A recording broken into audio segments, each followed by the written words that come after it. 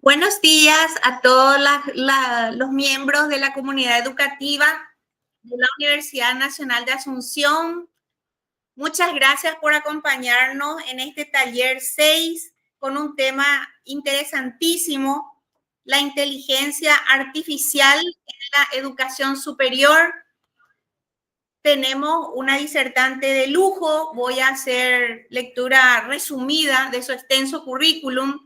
La profesora doctora Valentina Canese obtuvo el doctorado PhD en Filosofía de la Educación en la Universidad de Arizona, Estados Unidos, postdoctorado en Lenguas Extranjeras e Internalización de la Educación Superior en la Universidad de Málaga, España, investigadora a nivel PRONI 2, conferencista nacional e internacional de gestión académica en la Dirección General de Posgrado y Relaciones Internacionales del Rectorado y docente universitaria en varias universidades nacionales e internacionales de grado y de posgrado, con un amplio currículum y también producción científica. Doctora Valentina Canese, es para nosotros un honor tenerla como disertante. El auditorio es suyo. Buen día a todos. Muchísimas gracias por darme la oportunidad de compartir esta mañana con ustedes. Sobre todo agradezco la consideración por el cambio de horario. Realmente para mí es siempre una alegría poder compartir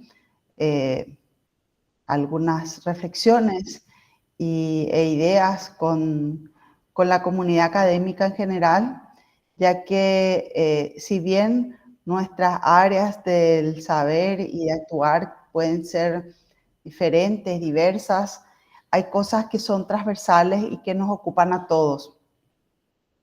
Hoy en día tenemos muchos desafíos y oportunidades con relación a lo que es la tecnología de la información y la comunicación, y específicamente hoy en día tenemos una nueva oportunidad, un nuevo desafío con la inteligencia artificial. Voy a compartir mi pantalla, a ver si pueden ver. A ver. Ahí se está viendo, ¿no? Sí, sí, profe, perfecto. Entonces, hay muchos debates que se suscitan a partir de esta tecnología que, si bien no es tan nueva, explotó, digamos, en su accesibilidad y en los últimos años. Hoy en día existen muchas especulaciones, muchas hipótesis sobre las posibilidades que brinda la inteligencia artificial, al mismo tiempo los desafíos, el futuro que nos depara este desarrollo que se sigue dando, hasta qué punto estas herramientas nos pueden ayudar o de qué manera quizás nos pueden también perjudicar en nuestras labores, sobre todo a nosotros que nos interesan nuestras labores educativas académicas. Entonces, es un poco sobre esto, sobre estas reflexiones que yo voy a hablar hoy. Espero que les pueda servir. Como les comentó la profesora Cristina, yo soy Valentina Canese, soy profesora del Instituto Superior de Lenguas, directora, y nosotros tenemos el grupo de investigación en estudios de lenguaje y sus tecnologías. Y además, una de nuestras líneas de investigación tiene que ver con la educación y la tecnología. Entonces, especialmente hoy en día estamos también con este tema de lo que es las implicancias de la inteligencia artificial en la educación superior, o sea, la educación en general y la educación superior en particular. Entonces, aquí les traje nomás una pequeña cita de un material de la UNESCO de 2025, donde habla que es la inteligencia artificial, qué puede hacer, ¿verdad? Y dice, ¿verdad? Hay muchísimas publicaciones ya que surgieron a partir de este desarrollo. La IA proporciona el potencial necesario para abordar algunos de los desafíos mayores de la educación actual, innovar las prácticas de la enseñanza y aprendizaje y acelerar el progreso para la consecución del ODS 4, que es educación de calidad para todos. Sin embargo, los rápidos desarrollos tecnológicos conllevan inevitables múltiples riesgos y desafíos que hasta ahora han superado los debates políticos y los marcos regulatorios. Entonces, como les decía, esto es un debate permanente. Si ustedes se fijan, las conferencias, los congresos, las publicaciones, mucho gira alrededor de esto y algunos se enfocan en, digamos, bueno, qué es lo que se puede hacer, qué son las cosas que nos da, cuáles son, digamos, las posibilidades. Por otro lado, están las cuestiones de cómo se va a desarrollar la hipótesis, de cómo... lo cierto y lo concreto es que la inteligencia artificial, de alguna manera u otra, o sea, de esta manera que estamos viviendo ahora, está aquí. Está aquí, ya no se va a ir atrás, es algo que, digamos, que está instalado. Y bueno, es importante poder saber, bueno, primeramente, qué es la inteligencia artificial y no es una sola cosa. Entonces, eso también es algo importante de entender, que la inteligencia artificial es un concepto muy amplio que incluye una variedad de técnicas y algoritmos diferentes, porque está lo que es el aprendizaje automático, el machine learning, los modelos de lenguaje. Existen muchos tipos de inteligencia artificial y hay mucha gente que no le gusta esta definición de López Mantara y Crosa de 2023, ya que podríamos decir que es la habilidad que pueden llegar a tener las máquinas realizando tareas que típicamente requieren el uso de capacidades humanas inteligentes. O sea, digamos que es la habilidad que han adquirido estos algoritmos, estos sistemas de realizar tareas de procesamiento de datos que anteriormente se hacían solamente con, digamos que, la inteligencia humana, con la capacidad, digamos, cerebral. Se basa en la posibilidad de actuar en el marco de determinadas tareas de manera parecida a lo humano. El proceso, cómo se procesa la información, etcétera, realmente la neurociencia nos habla que es bastante diferente, ¿verdad? Porque la inteligencia artificial se basa en el manejo de grandes sets de datos para poder hacer predicciones, para poder hacer análisis rápido de tabulaciones y hacer predicciones probabilísticas sobre lo que le estamos pidiendo. Entonces, más que inteligencia, es una habilidad para realizar y resolver tareas. No incluye la posibilidad de comprender, de pensar ni de sentido común.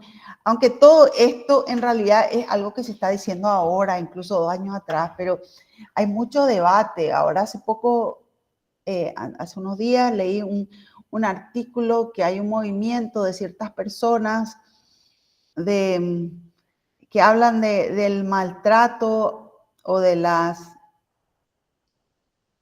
los sentimientos de las IAs, ¿verdad? De los modelos de lenguaje. Si eso realmente puede ser que sea así o no. O sea, hay muchas posturas relacionadas a esto, ¿verdad? Y si vamos a empezar a hablar de eso, no vamos a terminar nunca porque es un debate inacabable que se está dando totalmente polífono a grandes escalas a nivel global. las sociedades en muchos casos se han visto arrasadas por esta tecnología, que si bien hoy en día todavía su impacto en lo laboral, en lo económico, quizás es incierto, ya está teniendo una repercusión muy importante con relación a cómo nosotros vemos que se puede desarrollar este tipo de cosas. Y la educación no está ajena, o sea, está, digamos, en el centro de estos debates, ya que nos interpela por cuestiones que vamos a ir viendo, ¿verdad? A lo largo de esta locución que les estoy compartiendo.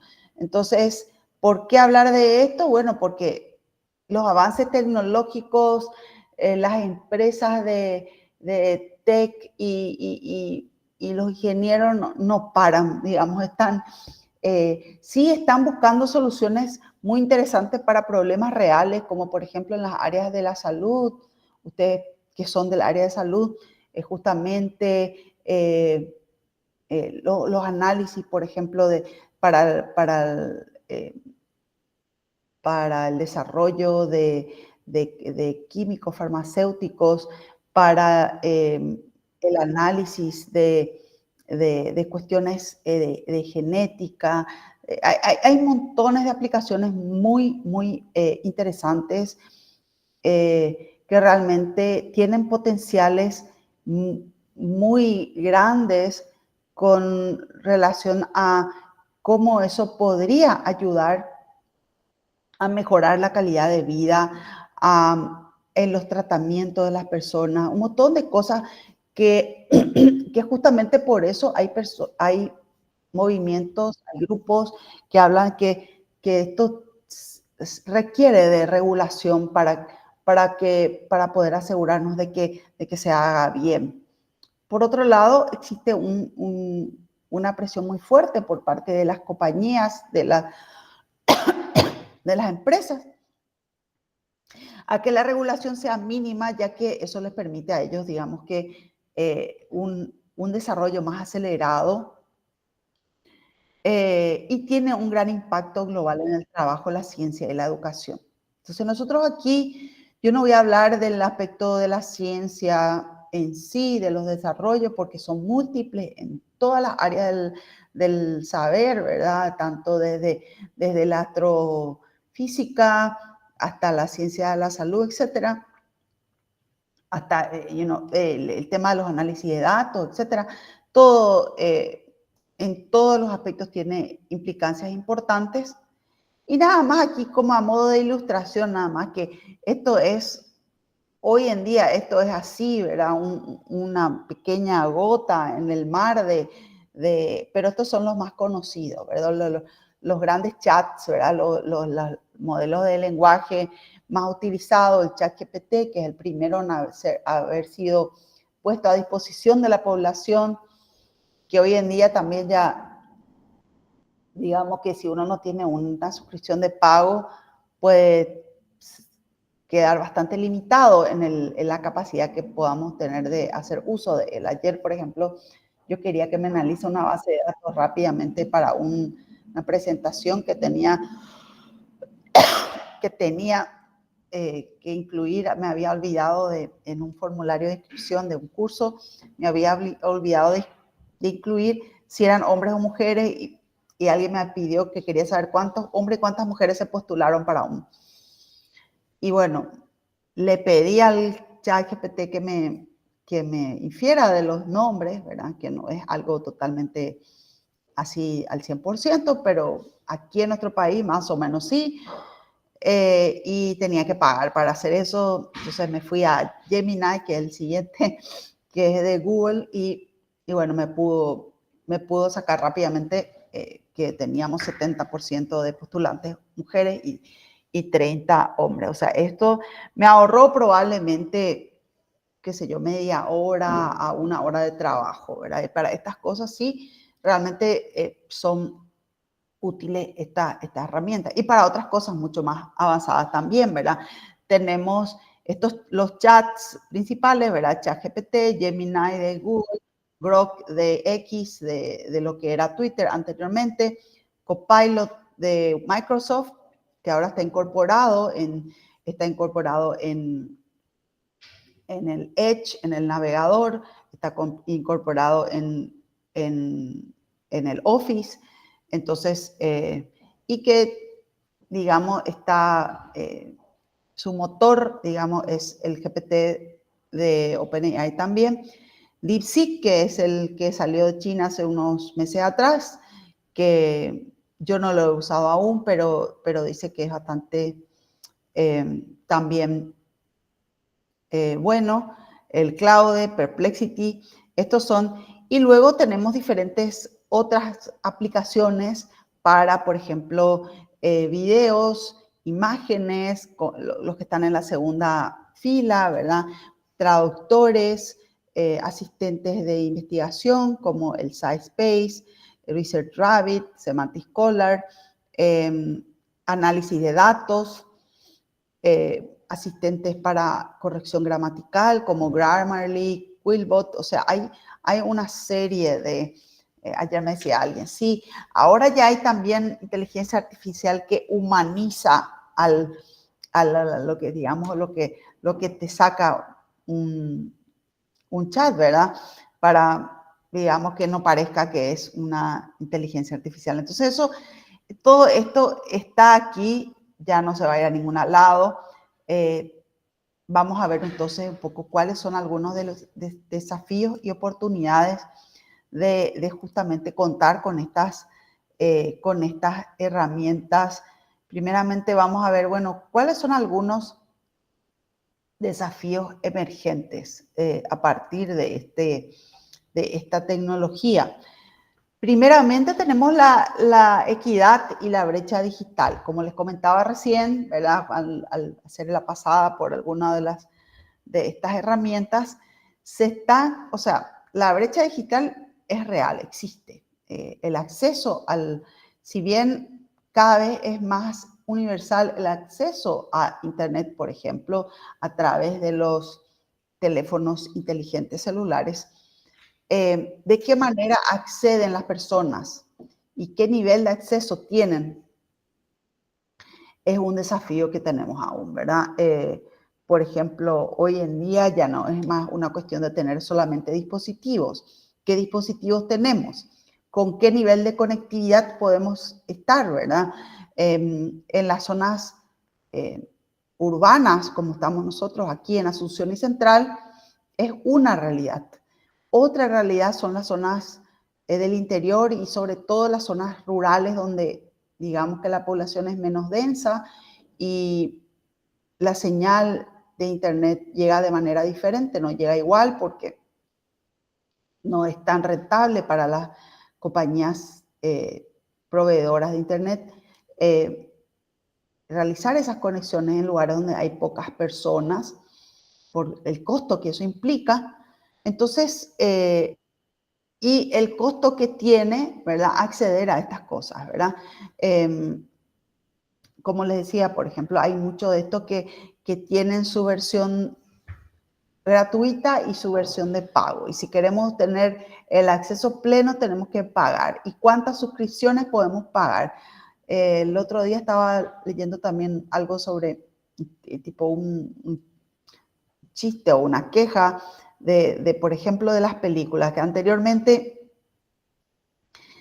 bueno, no, íbamos al videoclub, sacábamos los VHS o los DVD y teníamos, digamos que pagábamos por cada. Ahora después estaba la suscripción de cable que te permitía ver muchos canales, casi la mayoría de los canales accesibles. Hoy en día, de repente, si uno quiere ver una serie o otra serie, tiene que suscribirse a múltiples servicios de streaming, ¿verdad? En su principio, Netflix era una solución, digamos, amplia, pero después surgieron las competencias y para ver una cosa uno tiene que tener Disney Plus, para otra cosa tienes que tener Netflix, para otro tienes que tener Amazon Prime, para otro tienes que tener Paramount Plus, lo que sea, todas esas cosas que, bueno, yo por ejemplo no veo series y cosas así, pero si uno quiere mantenerse, digamos, la cresta de la ola de la cultura popular, tiene que poder. Y bueno, es lo mismo con lo que es el acceso a la inteligencia artificial, pero además otros desafíos importantes como la privacidad y la seguridad de los datos, ¿verdad? Al ingresar en todas estas cosas a través de nuestros celulares, a través de nuestros datos están siendo, o sea, de alguna manera nosotros estamos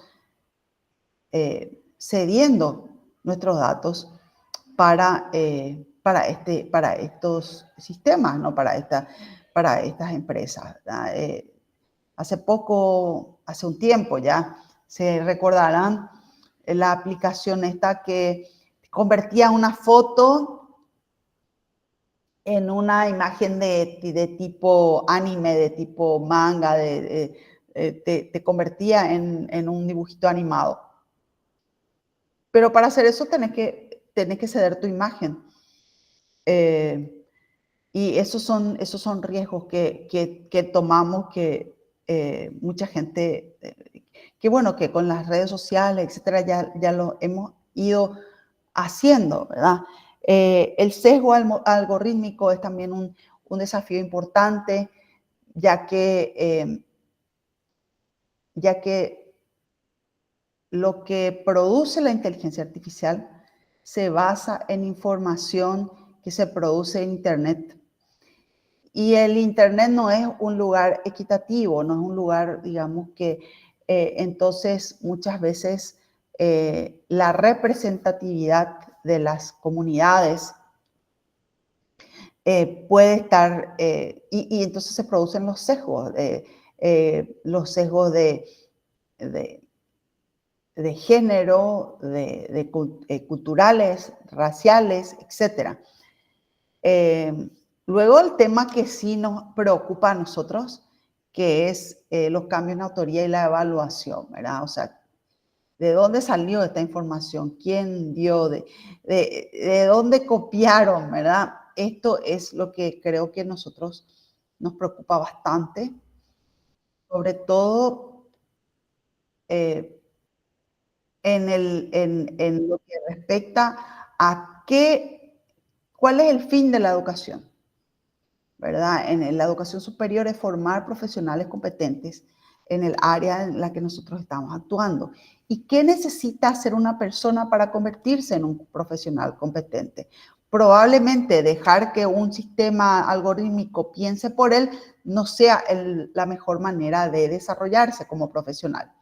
Puede ser que estas herramientas, estos recursos, le pueda servir para pensar más y mejor, pero también existe el riesgo de que nos recostemos, como decía un profesor el otro día que estuvimos en un foro juntos, que en vez de usar como una bicicleta para ejercitar nuestra mente, nuestro cerebro, lo usemos como una sillón para recostarnos y ahí, digamos que dejemos de pensar. Para mí ese es uno de los riesgos más grandes, de los desafíos más grandes, y que se conecta con ese tema de la evaluación, porque al final y al cabo, ¿qué es la evaluación? La evaluación es un mecanismo que tenemos para saber si es que lo que estamos haciendo es o no efectivo, ¿verdad? Si es que en cualquier ámbito, en la educación, bueno, si es que lo que estamos enseñando está siendo aprendido, ¿verdad? Entonces, eso, si es que hay fraude, si es que hay engaño, si es que eso, digamos que no cumple su finalidad, y la evaluación no es, ¿cómo se dice? No refleja la realidad. Entonces tenemos luego que para todo esto, una de las soluciones que se plantean a nivel global, a nivel de países y de supranaciones, es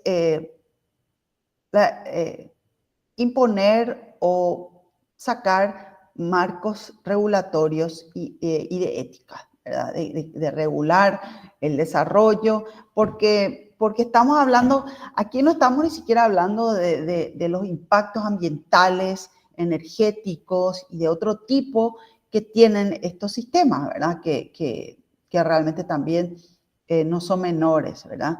Entonces, pero para lo que es en sí, si vamos a decir, bueno, esto se va a seguir haciendo porque sí, porque cuesta mucho poner marcos regulatorios serios, ya que hay muchos intereses comerciales de por medio.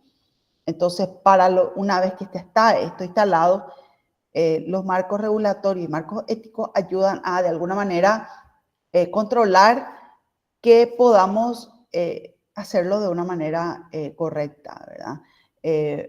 La formación del pensamiento crítico y ético, esa es una de las grandes responsabilidades que, si bien ya eran responsabilidades de la educación, cada vez se vuelven más importantes.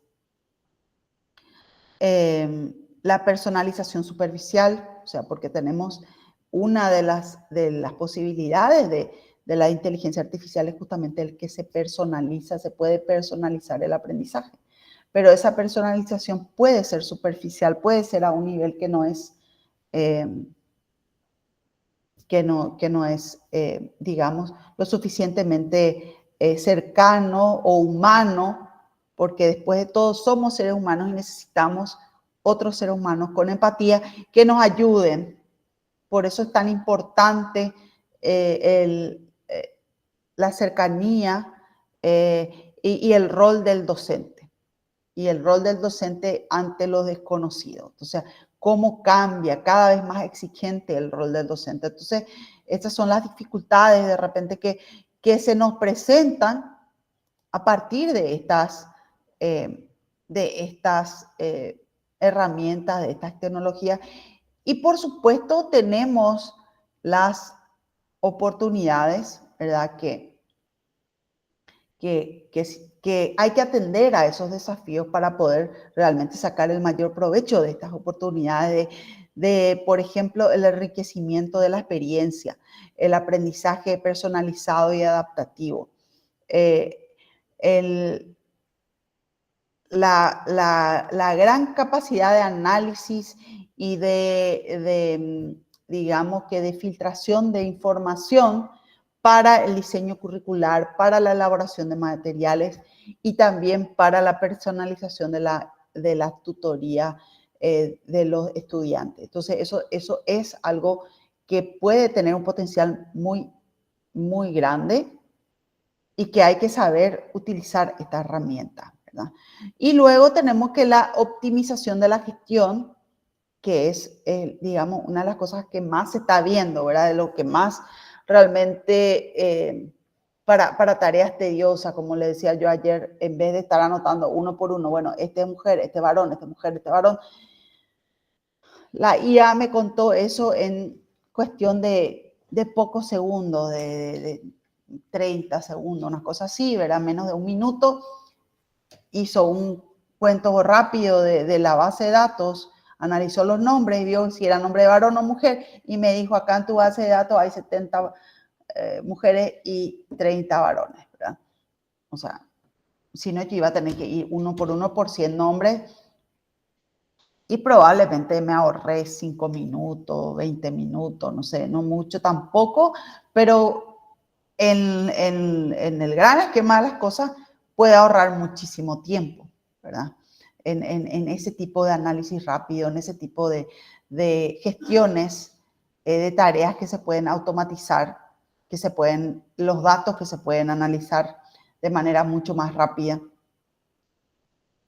El potencial para la retroalimentación justamente, sobre todo, por ejemplo, en la parte de la redacción.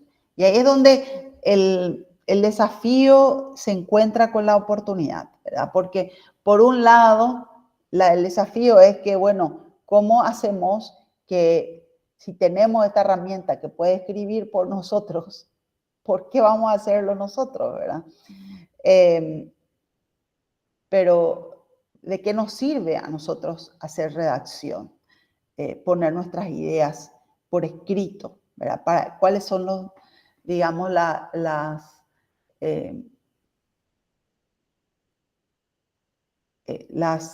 potencialidades o qué es lo que nos trae a nosotros ese procesamiento que hacemos para poner nuestras ideas por escrito, el trabajo mental que eso requiere y la fijación del aprendizaje que eso permite y lo que pueden hacer las máquinas, que es, digamos, analizar, por ejemplo, un texto que yo hice y decirme si la gramática, dónde está fallando la gramática. Muchos de nuestros sistemas de procesamiento de texto ya tienen incorporado hace tiempo, pero ahora con la inteligencia artificial son mucho más efectivos en el Google Docs o en el Word. En realidad, por ejemplo, para gramática nomás, no hace falta el Grammarly o el Quillbot, básicamente. Vos pones tu documento en Word y ya te saca dónde están los errores gramaticales. Y si le llevas a Doc, te hace una segunda vuelta porque no son iguales, te reconoce otros errores. Y bueno, pero estos sistemas te pueden dar ideas de cómo mejorar la presentación de tus ideas, valga la redundancia, ¿verdad? Y el estímulo de nuevas formas de pensamiento, justamente te puede, como es un interlocutor, pero ahí es donde realmente también hay que saber cómo interactuar para que justamente esa interacción, sea productivo, nos ayude a pensar más y mejor, no al revés, que nos vaya atrofiando, digamos, nuestra capacidad de pensar, ¿verdad? Porque ese es para mí el mayor desafío o peligro de la inteligencia artificial, ¿verdad? De que nos volvamos todos medio tontos por dejarle nomás a la IA que piense por nosotros. Y algunos ejemplos, ¿verdad? Y ahí también tiene sus peligros, ¿no? ¿Verdad? Asistente para la escritura académica. Hoy en día, en la mayoría de las revistas, los congresos académicos, te piden que hagas una declaración de uso de la IA. ¿Para qué usaste? O sea, por ejemplo, sobre todo, por ejemplo, si van a escribir en inglés y ya se venía usando mucho para el tema de traducciones, de los resúmenes, de los trabajos completos, inclusive herramientas como DeepL, que son que viene de Deep Learning, que viene de aprendizaje profundo, el nombre, para traducir el trabajo. Por ejemplo, yo tengo un trabajo de investigación con resultados y quiero presentarlo en un congreso, pero necesito presentarlo en inglés. Y bueno, puedo ponerlo en inglés, pero la inteligencia artificial nos ayuda también a corregir eso, a evaluar automatizado con retroalimentación. O sea, yo puedo poner un texto que yo escribí y te puede decir dónde están los errores, cómo puedes corregir, qué puedes mejorar. Entonces, y esto se puede hacer a la inversa. O sea, si por ejemplo aquellos profesores, acá no estamos en un área nomás del área de lengua, ¿verdad? Para el área de nosotros que somos, que enseñamos, por ejemplo, gramática, redacción, un ejercicio muy interesante es, por ejemplo, pedirle a la IA que genere un texto y hacer que los estudiantes analicen el texto desde el punto de vista de la corrección, también de las fuentes, de dónde sacó la información, etcétera, ¿verdad? Simulaciones interactivas, que es algo que sí, hoy en día se aumentó muchísimo la capacidad de simulaciones a través de estas herramientas. Y el análisis predictivo de trayectorias estudiantiles. Entonces, por ejemplo, como son máquinas poderosas de análisis de datos y entonces se puede proponer datos de un estudiante con todo su, digamos, su bagaje y ver, bueno, hacia dónde va, qué es lo que hay que hacer para ayudarle a este estudiante a nivelarse porque no está pudiendo aprender bien. Esto, digamos, y esto se puede hacer en todos los niveles. Obviamente, esto también precisa de una, o sea, así como nos puede ahorrar tiempo, también nos puede hacer usar muchísimo tiempo para justamente aprovechar estos usos, ¿verdad? Muchas veces esto requiere también de mucho tiempo de inversión de nuestra parte, de familiarizarnos de las herramientas, de aprender cómo se usa, de poder probar y ver si realmente nos está dando esto que estamos buscando, ¿verdad? Entonces, digamos que de alguna manera nos vamos a salvar de invertir el tiempo que se necesita. Y bueno, y aquí viene la pregunta, ¿verdad? Que es, digamos, a donde yo quiero llegar con esta presentación. Es un poco reflexionar y debatir, ¿verdad? ¿Qué es lo que podemos hacer en la universidad con esto, ¿verdad? Bueno, integrar la idea en el currículum con un sentido crítico, o sea, no decir, bueno, no, nada, no, la negación no es una estrategia, y hay que ver, ¿verdad?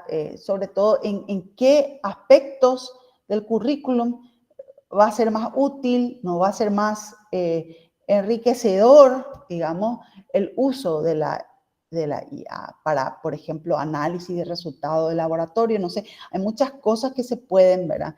Y hay que ver la calidad también de esos análisis, un montón de cosas que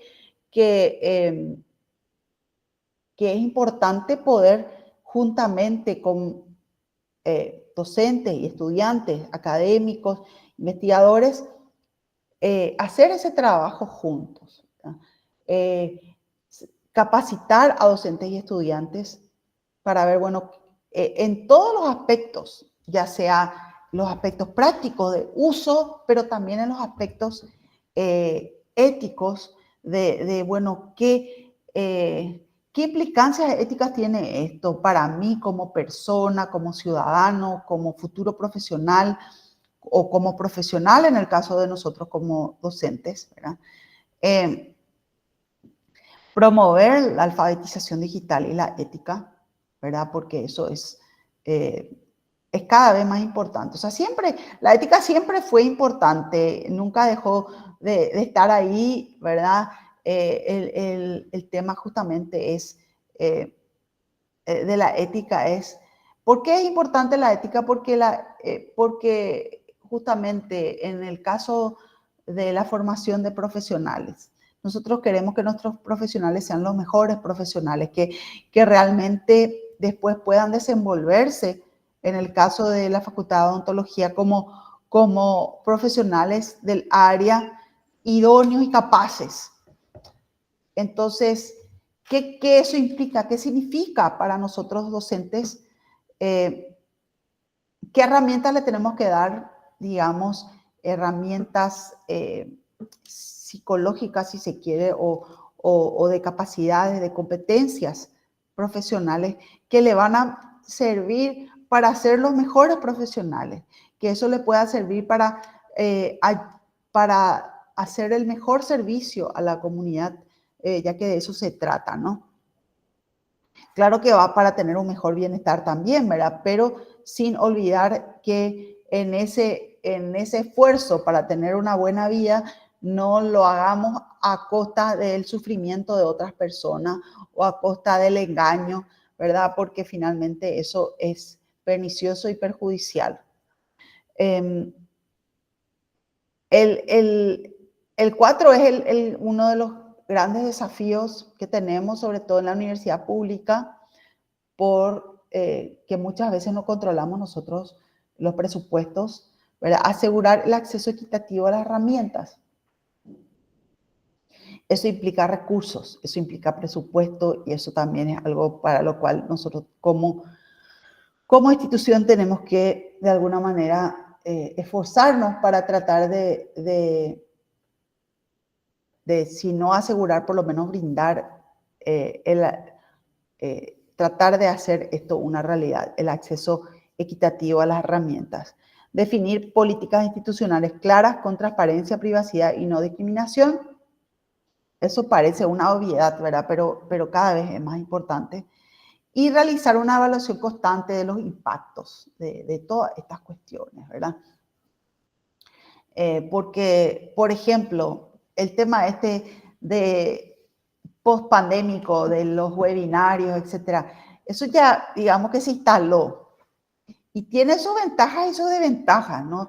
La ventaja es que yo un ratito me puedo conectar con ustedes y ustedes me pueden estar escuchando sin necesidad de ninguno de nosotros tener que movilizarnos en ninguna parte. Pero existe cierta pérdida, ¿no? Pérdida de cercanía, pérdida de cierto calor humano.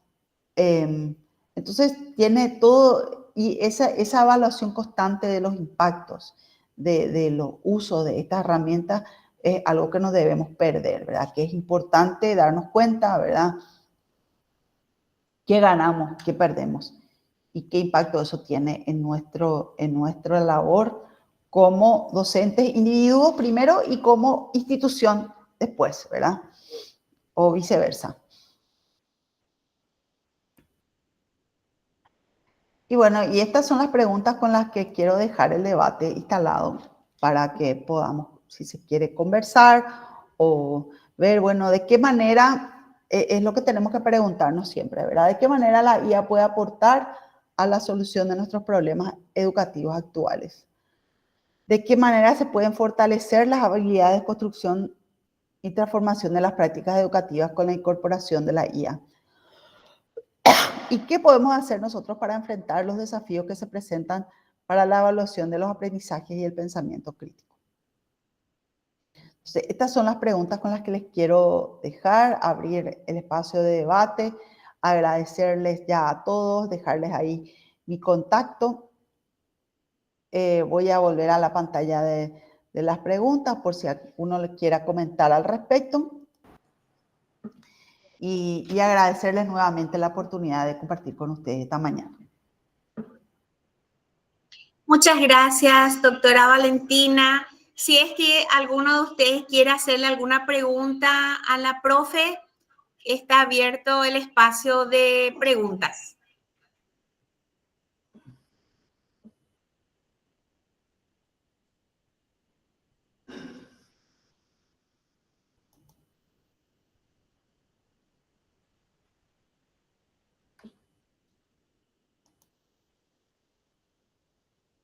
Adelante, profe. Sí, buenos días a todos. Más bien no es una pregunta, sino una, no sé cómo decir, una preocupación en cuanto a los rápidos cambios tecnológicos, así como se expresó la profe, que nos llegan inevitablemente a múltiples riesgos y desafíos. Pero sí también veo la parte positiva en cuanto a potencializar la retroalimentación, que yo veo que es una de nuestras debilidades, y también de estimular las nuevas formas de pensamiento, y sobre todo la alfabetización digital, porque veo muchos alumnos también de tanta tecnología que nos olvidamos, ¿verdad? De cuándo colocar coma, acento, cómo escribir correctamente. Y también la otra preocupación son los recursos realmente que podamos brindar a los alumnos, porque esa es una debilidad también que tenemos, inclusive ahora con las tareas, en los cuales a veces los alumnos dicen no pueden enviar porque carecen de recursos. Muchas gracias. Sí, la verdad que eso es justamente lo que yo les comentaba, ¿verdad? Que la profesora acá volvió a recalcar, ¿verdad? Esos desafíos, esas brechas de repente que nosotros les pedimos que entreguen la tarea por la plataforma y ellos no tienen computadora, no tienen conectividad. ¿Y cómo asegurar eso? O sea, acá está en nuestra, el acceso equitativo a la tecnología. Eso es un gran desafío. Muchas gracias, profesora, por tu comentario. La profesora Mónica Goris levantó la mano, profe.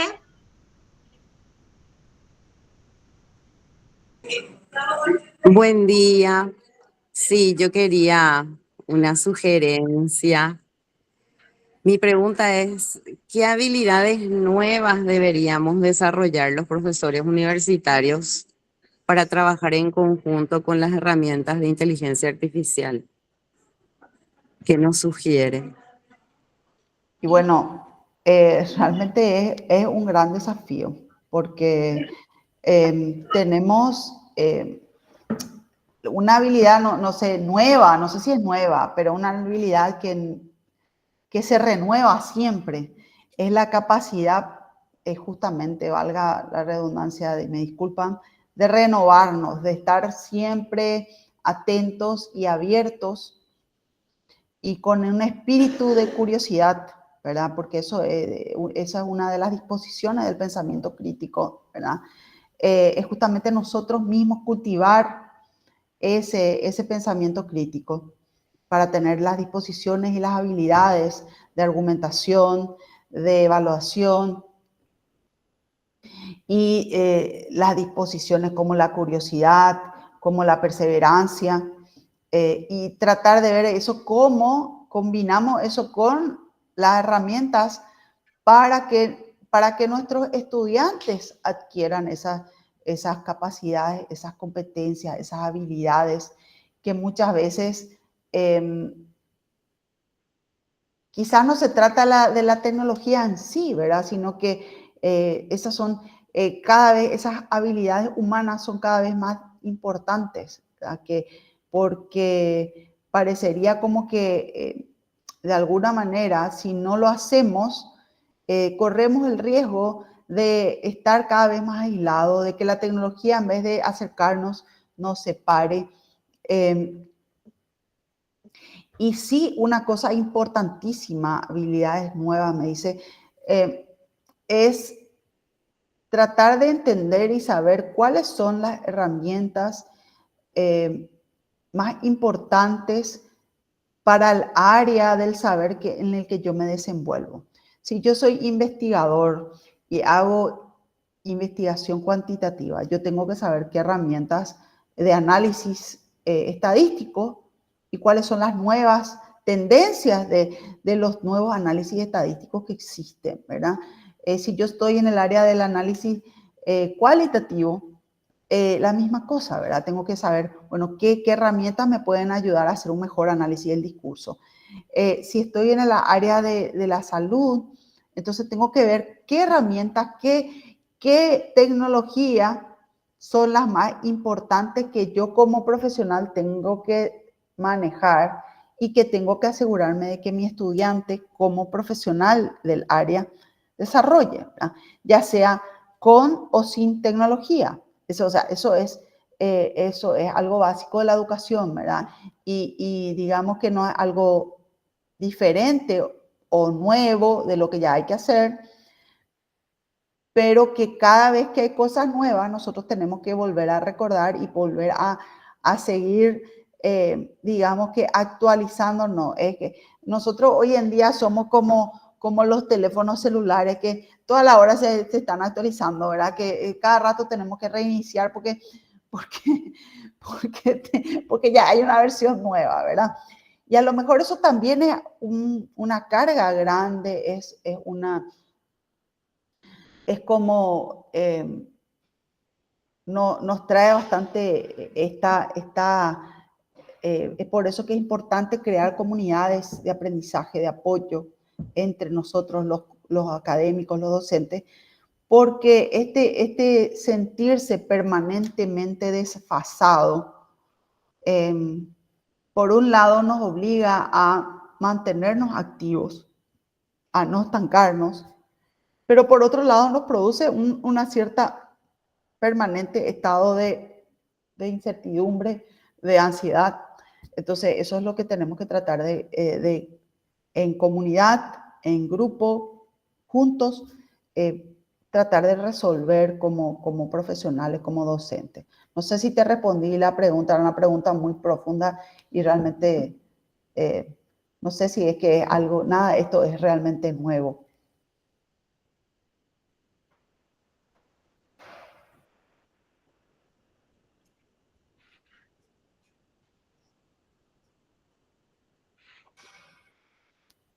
Me quedé con la duda Excelente, si le respondió o no, era, pero...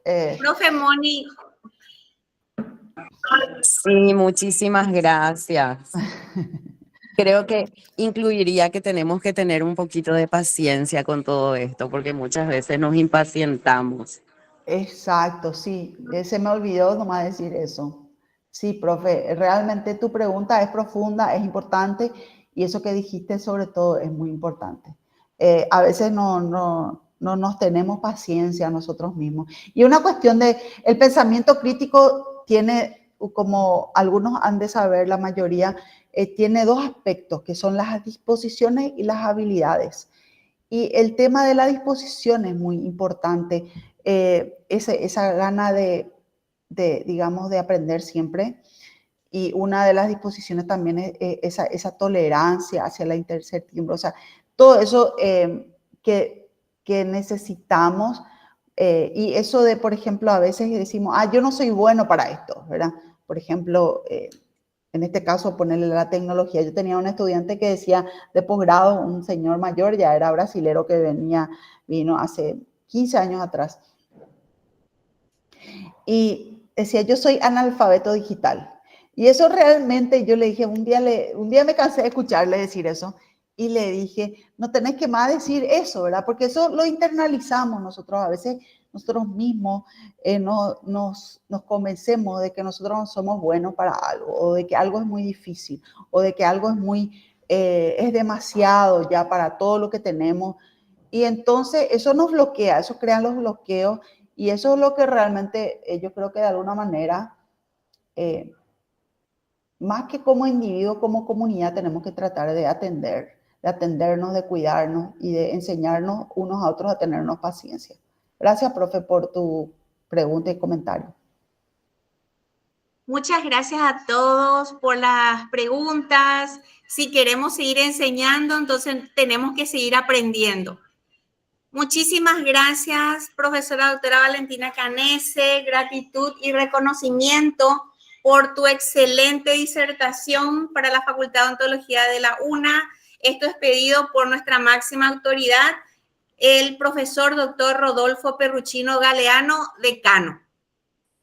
Muchísimas gracias nuevamente. Realmente para mí fue una alegría y un honor poder compartir con ustedes este momento, estas reflexiones.